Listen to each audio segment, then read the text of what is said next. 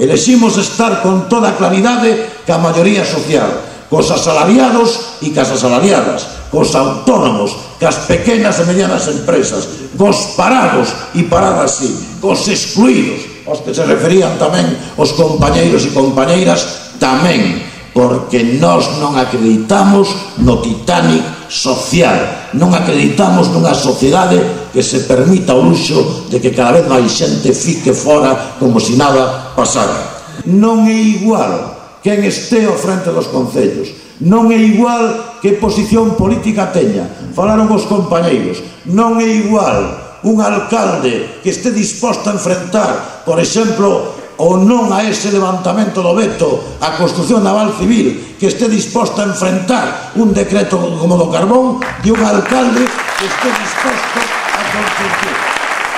Non é igual.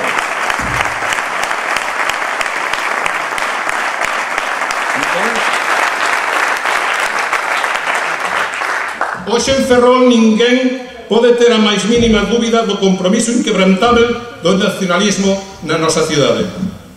Un compromiso que se pode ver. Un compromiso que aposta pola calidade de vida dos veciños e veciñas de Ferrol. Un compromiso firme por dotar a nosa cidade das infraestructuras sociais das que careceu históricamente. Unha aposta polo benestar social. É hora de desenvolver políticas que sexan capaces de sacarlle o máximo partido ás potencialidades do noso concello. Temos que mellorar as prestacións sociais que o concello pon ao servicio dos seus veciños e veciñas. Hai que exixir a dotación das novas escolas infantís e centros de día comprometidos. Imos dotar a Ferrol dun parque infantil cuberto, unha infraestructura que atenderá unha demanda social importante. Amigos e amigas, debemos dignificar o máis axiña posible os lugares de referencia do noso concello.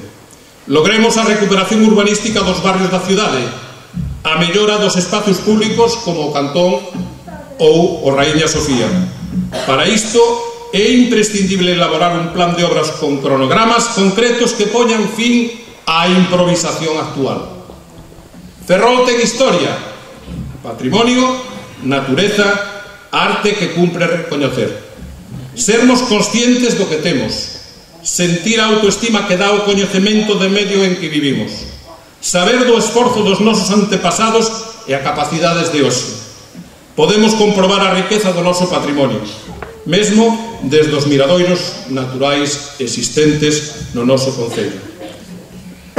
Amigos e amigas, e xa para ir rematando, tede a certeza que o BNG vai deixar a pela a hora de traballar pola nosa cidade. Imos facer unha campaña centrada nos verdadeiros problemas de Ferrol e as súas solucións. Seremos firmes na defensa da nosa cidade igual que o somos na defensa do noso país. Moitas gracias. Adiante con BNG.